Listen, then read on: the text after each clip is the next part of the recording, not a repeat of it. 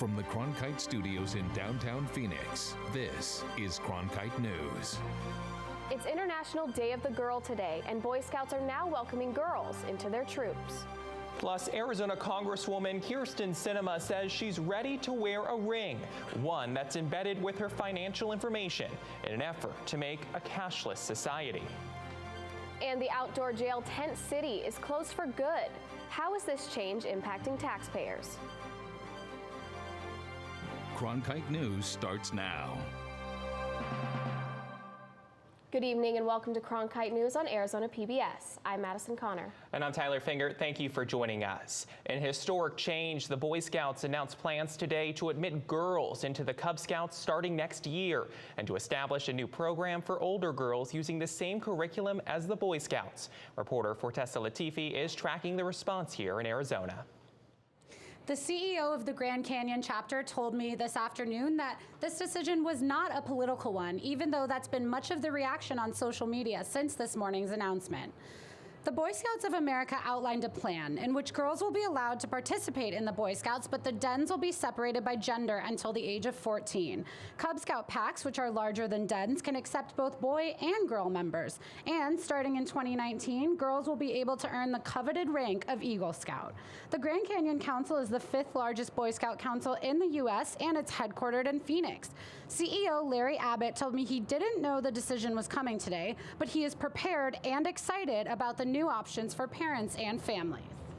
We had a lot of parents coming to us saying, well, you'll take our boys, but nobody's here to help our girls, so can't you help our girls? And we said, yeah, why can't we help your girls? And so it has nothing to do at all with political correctness. It has to do with helping kids grow up to be good citizens.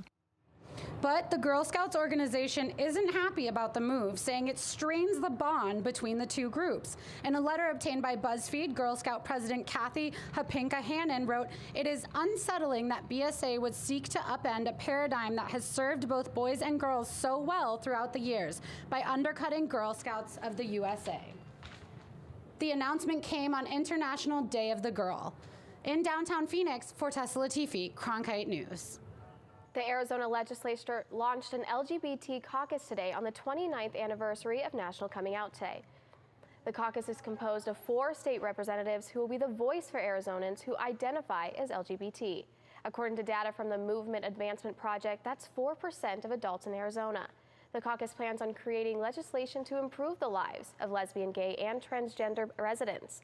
Senate Minority Leader Rebecca Rios called it a historic move to ensure all groups have a seat at the table. Today, this marks a momentous day in Arizona, a day of progress in a state that is not always seen as progressive. And so it is my honor to stand here today. I'm very excited, and this is a win for Arizona. Phoenix Mayor Greg Stanton proclaimed October 11th, 2017 as Diversity Employment Day. Reporter Nicole Gutierrez attended a career fair today where she spoke to employers and attendees about the importance of having a diverse workforce. The 17th Annual Diversity Employment Day Career Fair targets candidates of all classes and backgrounds with the purpose of adding diversity and awareness in the workforce. I spoke to employers and attendees on what the mutual opportunities are of having inclusive business. This is a great example that things can be possible, that there is a lot of opportunities for everyone. The 17th Annual Diversity Employment Day Career Fair encouraged people of diverse backgrounds to come find a new job. This brings about the importance of the diversity in the workplace. A lot of companies also do need to do specific outreach for diversity, as well as to be able to fill diversity initiatives which are required for some of them. The career fair is open to anyone and is free of charge. Attendees just pick up a form and fill out what their recent work is, their education, and what type of position they're looking for. Attendees like Dallas Diaz has past experience working in an environment that's inclusive and innovative. That's why she was here, specifically taking interest in the employers at the fair. When you level out the playing field in your organization to give anybody a chance despite where they come from, just based on their skills and their knowledge and their passion to do the job right or to help other people, I think it really shows. With more than 20 employers recruiting, the Jewish Family and Children's Service is one example of an employer that believes their diverse staff is key to keeping clients satisfied while promoting unity. It's very important with our clients that we meet with. We are looking for individuals that are bilingual as well as part of our community and that are able to assist our clients that we serve. It helps our clients also relate to our staff, which promotes unity within our group and helps us help them. Darlene Enfield, coordinator of the fair, says the value of this event is to bring a diversity of opinions from attendees to potential employers. May 17, 2018 will be the next annual Employment Day Career Fair in Phoenix. In the broadcast center, Nicole Gutierrez, Cronkite News. What's in your wallet? It's a familiar slogan for a credit card, but we may soon be asking what's on your phone or your smartwatch. That idea of a cashless society was the focus of a panel in Washington today that featured government officials, business executives, and one lawmaker from Arizona. Cronkite News reporter Bailey Vogt joins us live from our Washington bureau. Bailey? A world where your credit card can be controlled by the ring on your finger. It may sound far-fetched, but that technology is already here. And Arizona Congresswoman Kyrsten Sinema, for one, says she's ready. I want that ring. I want the payment ring. I will pay for market value, but I want the payment ring. Like, as soon as I learned about it, I was like, this is amazing. When can I have it? Do you have it in rose gold? Sinema was part of a panel in Washington today talking about the idea of a cashless society, what a world with only electronic payment might be like, and what needs to be done to get there. The private sector can't get there alone, said panel member Ellen Ritchie, Visa's vice chairman of risk and public policy. Government has a big role to play in promoting a cashless society and realizing all those benefits, and particularly national governments. And Representative Sinema has been a true leader in the move towards supporting electronic payments in the U.S. Congress. Ritchie said going fully electronic could have financial benefits for governments, businesses, and consumers, but that people have to be willing to adopt the technology first. Sinema says that while younger generations are already moving towards a cashless life, older Americans' reservations about not using physical currency is slowing the transition. Gen Xers and younger are really interested and excited about a cashless society, and folks who are, more experienced perhaps than Gen X baby boomers and older are wary. Sinema, who claims to live a cashless life herself, says that the federal government needs to put better security systems into place before a fully electronic system would work. So we have a lot of work to do to help, one, consumers feel safe and secure about moving to a cashless society, and building in the structures we need to build to provide for that protection of privacy and for the protection of folks' data and resources. While the notion of a cashless society is attractive to some, the idea also has its critics, including those who say the big winners in such a system would be companies like Visa that are managing the money. Reporting live in Washington, Bailey Vogt, Cronkite News. Meanwhile, Arizona Representative Tom O'Halloran took advantage of an open mic at a House committee hearing to discuss the nationwide opioid epidemic. Cronkite News reporter Fraser Allen Best has the latest. Dozens of elected officials spoke today about the opioid epidemic, but Arizona Congressman Tom O'Halloran spoke from a viewpoint of a former cop. The devastation that opioids have wrought on our communities is far more impactful than the drugs I fought to keep off the streets when I was a cop. O'Halloran is a member of the Bipartisan Heroin Task Force, which released a report this summer calling for a menu of approaches to dealing with the problem. Those included better treatment and prevention and tougher drug interdiction efforts at the border, among others. O'Halloran said stopping opioid abuse is important because it can head off other crimes. The pain family members face, including child abuse, domestic abuse, and the loss of a loved one, and also the relationship to organized crime. Speakers touched on a range of solutions, from tougher criminal enforcement to making sure that Medicaid funding remains in place for treatment programs. O'Halloran said funding is particularly important in rural areas, like his district, where the hospitals are already cash-strapped. The increase in coverage has allowed rural providers to operate on the thinnest of margins to help keep their lights on and their doors open This hearing comes 1 week after Representative O'Halloran published an op-ed on Pinal Central. In that piece, he said we need to train police on how to deal with those struggling with addiction. Otherwise, he said, recidivism would continue to rise and overdose deaths would increase. We need to treat them. That's the most important aspect of this. And they'll get better treatment outside of the penal institution as long as they're not selling drugs and no violent crime. In Washington, Fraser Allen Best, Cronkite News. Now that former Maricopa County Sheriff Joe Arpaio's court case has been dismissed, many are wondering how the current sheriff plans to move forward. Cronkite News reporter Bridget Dowd sat down with Sheriff Paul Penzone to find out. When I spoke to Sheriff Penzone, he talked about the role police officers have played in immigration enforcement in the past. He says instances of racial profiling and discrimination will not be tolerated, as an officer's main duty should be keeping the community safe. And as far as Arpaio's case, Penzone says he's disappointed. When it comes to the men and women's organization, I think it was in many ways an insult to them also, because they every day come to work not trying to right the wrong, trying to improve the quality of service from this organization. And in many ways, they're paying the debt because of the decisions that he made as the leader. So he was, given the freedom without any accountability, whereas we are and will continue to be accountable because that's the right thing to do. So as the sheriff, when I look at that and I say we should all be treated equally under the law, there's a circumstance where many could argue that wasn't the case. Tune in to Cronkite News tomorrow night at 5 to see more of my interview with Sheriff Penzone. Bridget Dowd, Cronkite News. One of Penzone's initiatives to shut down the outdoor jail known as Tent City officially happened over the weekend. Tent City was championed by former Sheriff Joe Arpaio, and after Penzone defeated him in last year's election, Penzone promised to remove it after what he called a circus. The jail was often criticized for being inhumane and ineffective in reducing crime. Closing the outdoor establishment is expected to save Maricopa County taxpayers more than $4 million. Las Vegas, Pulse nightclub, Sandy Hook, and Virginia Tech, 4 of the 5 deadliest shootings in the U.S. history have occurred in the past 10 years. Coming up on Cronkite News, how exposure to frequent violence has desensitized millennials and what we can do to stop it.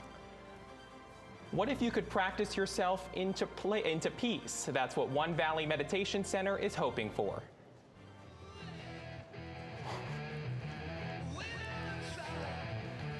One time, yeah.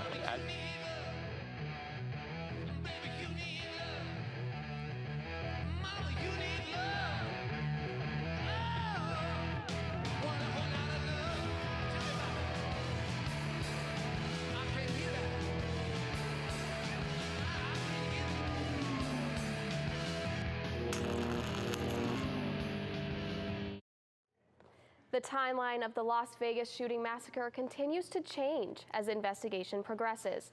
Detectives say a Mandalay Bay hotel security guard was shot in the leg outside of the shooter's hotel room, much earlier than they had previously thought.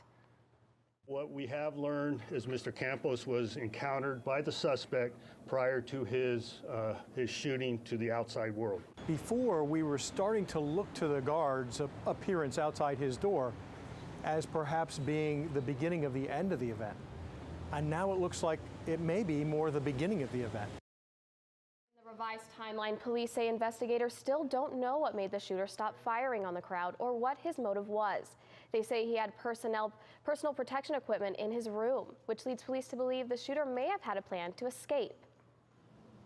The Las Vegas shooting is the deadliest mass shooting in modern U.S. history, and 6 of the 10 deadliest incidents happened in the past 10 years. Now, younger generations are sharing why they believe these occurrences have desensitized them. Reporter Alex Valdez joins us now in the broadcast center. Since the Las Vegas shooting, there have been 4 more mass shooting incidents where 4 or more people are shot. According to the data from Gun Violence Archives, for millennials who grew up in the era of mass shootings, those we talked to say events of violence are just the new normal. To continually be bombarded with aggressive stories, events, violence, I think it is very easy to not be vigilant with those, not take notice. You become desensitized. Dr. Jennifer Gatt, a child psychologist, says the desensitization can start during childhood by being exposed to certain events. I talked to several students who say they see those symptoms in themselves. Have all these things that happen during our lifetime that it's just kind of, that's the world we live in. And, to expect something, is it surprising? No, it's the world we live in. Millennials say mass shootings like the one that happened in Las Vegas are tragic, but these violent events are expected more now than they ever were. When it comes to mass shootings here in the United States, many millennials here at ASU shared today that they see these events as just normal occurrences in their lifetime. It's sort of become like a regular thing, like we've become used to it. And it's sad to say how it is normalized to other people, and just like it's a awful thing that happened to everybody, but how it affects different people is sad. I'm not happy that it's being normalized. I wish we could reverse that trend.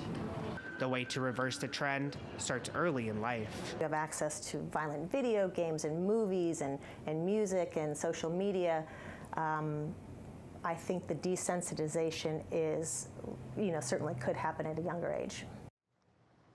Dr. Gatz says for anyone struggling emotionally after tragedy, she suggests that people self-monitor why they're feeling a certain way, then take action by seeking help from a doctor. In the broadcast center, Alex Valdez, Cronkite News. The art of meditation has been practiced in the East for thousands of years, but in recent decades, its popularity has also begun to spread to the West. And as reporter Tim Johns got to find out, with its popularity surging, One Valley business has been at the forefront of spreading this ancient practice.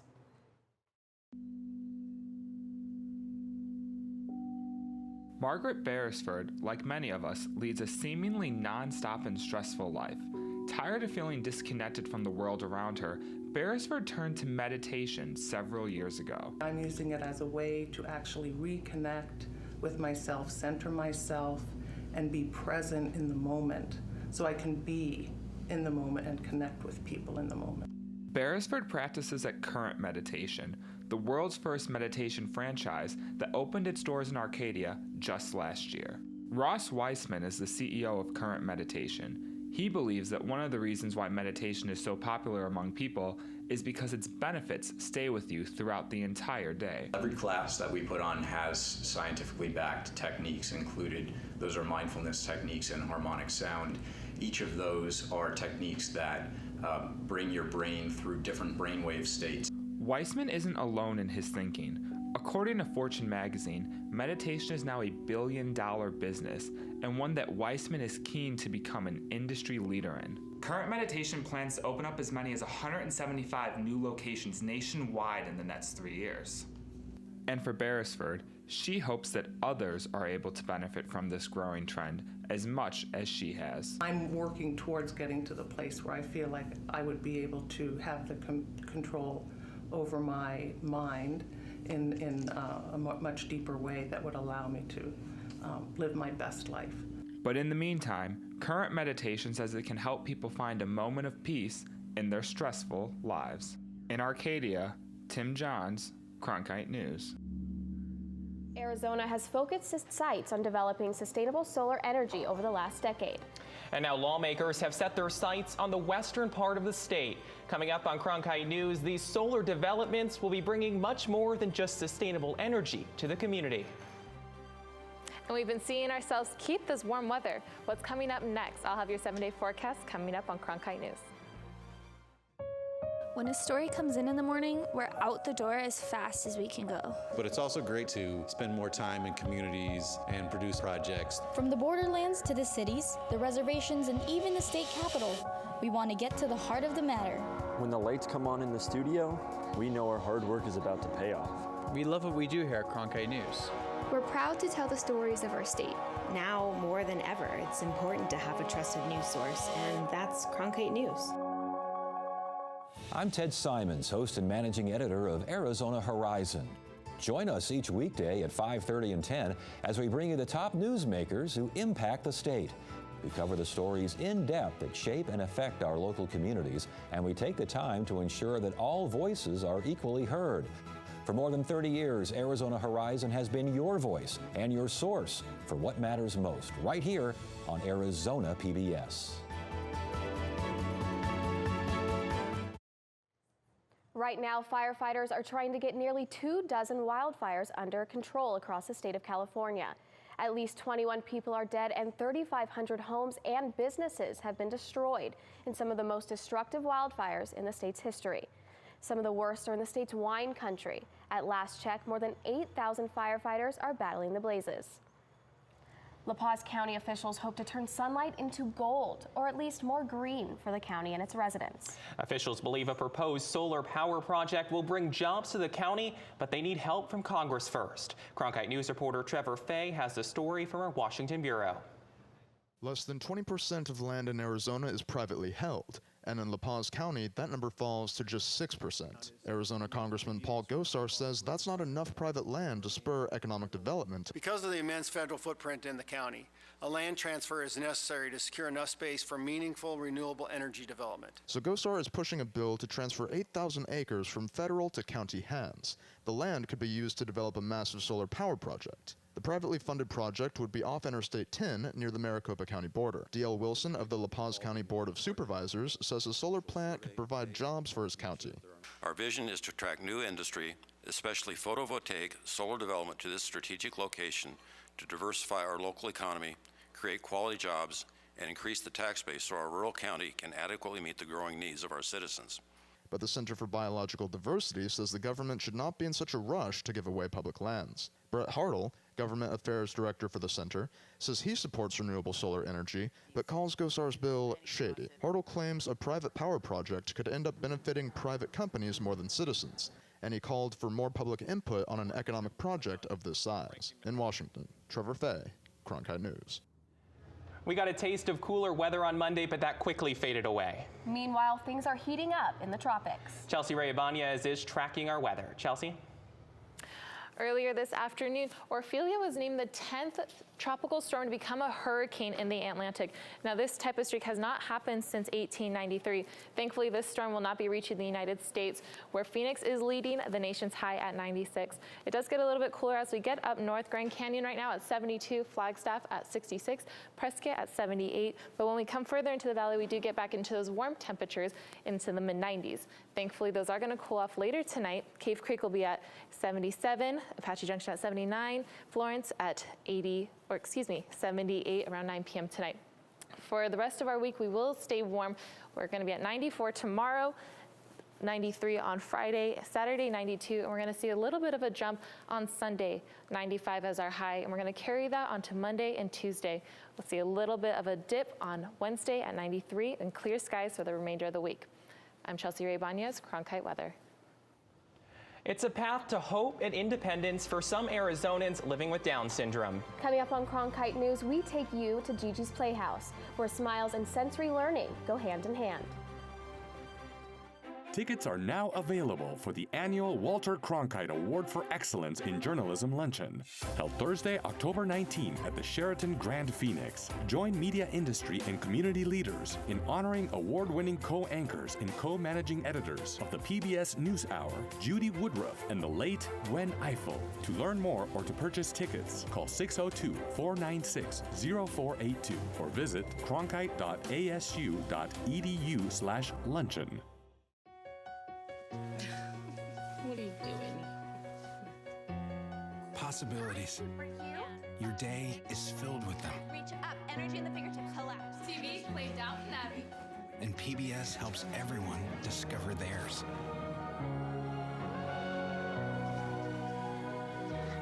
Anytime, anywhere. Up in the sky, you can see it. PBS, we're with you for life. A sensory learning technique is leading young people with Down syndrome toward a path of independence. Cronkite News reporter Sierra Delgado went to Gigi's Playhouse in Scottsdale to explore how students are educated using this unique system.